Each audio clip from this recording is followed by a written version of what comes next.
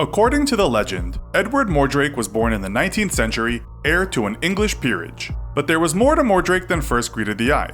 He had an extra face on the back of his head. Apparently, this duplicate face could not see or speak out loud, but was said to whisper hellish ramblings to Mordrake at night. According to the legend, Mordrake committed suicide at age 23. Was there any truth behind this story, and does this medical condition even exist? That's what we'll find out in this episode of the Infographics show, The Man with Two Faces. Mordrake lived in complete seclusion, refusing all visitors, even members of his own family. He was a young man who had a lot going for him, a profound scholar and talented musician. He was said to be graceful, with a youthful, handsome look, but tarnished by his extra face. Mordrake's doctors, Treadwell and Manvers, described the face as occupying only a small portion of the posterior part of the skull, yet exhibiting every sign of intelligence, of a malignant sort. However, it would be seen to smile and sneer while Mordrake was weeping. The host caused great distress to Mordrake, who rejected his title and locked himself away. In Mordrake's suicide note, he requested that his evil twin be surgically removed at the autopsy so that it couldn't accompany him into the afterlife. Mordrake's request was to be buried in a sewer. Sir Edward Mordake lives on through legend, theatrical interpretations, wax and song. And there are even rumors of the story being made into a Hollywood feature film. So is there any truth behind this twisted tale? Snopes.com, formerly known as the Urban Legends Reference Pages, is one of the first online fact-checking websites. They rate the story as false for the following reasons. In Gould and Pyle's Anomalies and Curiosities of Medicine, an encyclopedic collection of rare and extraordinary cases, which was first published in 1896, brought the story of Mordrake to life. But their version has a few holes in it. The write-up about Mordrake was quoted from what the authors describe as lay sources, whereas stories they published about the life of Joseph Merrick, the Elephant Man, are drawn from actual medical journals. It also seems to be unrealistically dramatic, while hardly mentioning science at all.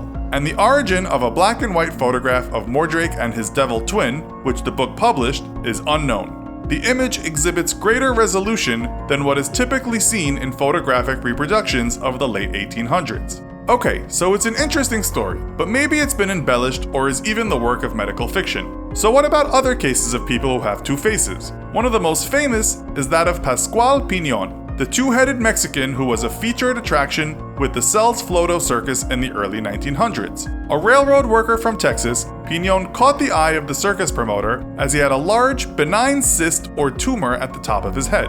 The story went that Piñon's cyst was in fact a secondary immobile head. Its mouth constantly agape, and its eyes blank and expressionless. The lack of movement was attributed to being paralyzed after Piñon suffered a stroke at the age of 20. Piñon's rather dull performance consisted of him sitting and simply lifting his chin into the air occasionally to better display the secondary head.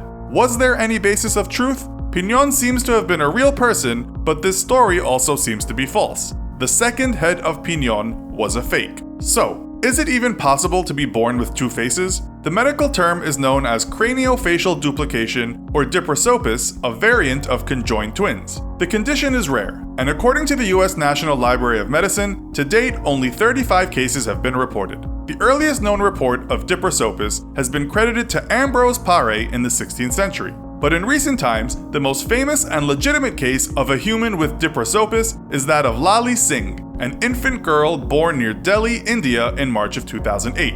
Lali survived her birth and was able to breathe on her own. She had two sets of eyes, two noses, and two mouths. Instead of being reviled and shunned, the anomaly gave Lali godlike status in the village as the community believed her to be the reincarnation of several Hindu deities. Hundreds of people flocked to the family's dilapidated brick house to worship her and seek blessings. Lali unfortunately died at 2 months old due to dehydration related to feeding issues caused by her cleft palate and ultimately cardiac failure.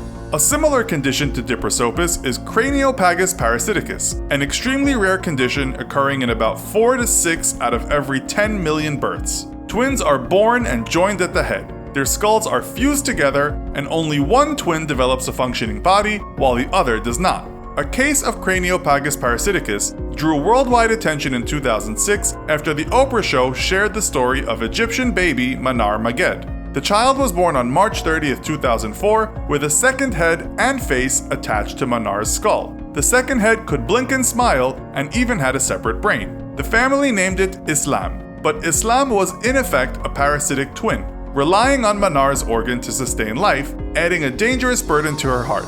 The weight would also prevent Manar from moving around without help. This led to a decision to detach Islam. On February 19, 2005, a 13-hour surgery was performed at Benha Children's Hospital north of Cairo, Egypt. The surgery was successful, and Manar was released from intensive care in March 2005. However, Manar went on to develop hydrocephaly, which is an accumulation of fluid in her brain. She passed away on March 25, 2006 from a brain infection shortly before her second birthday.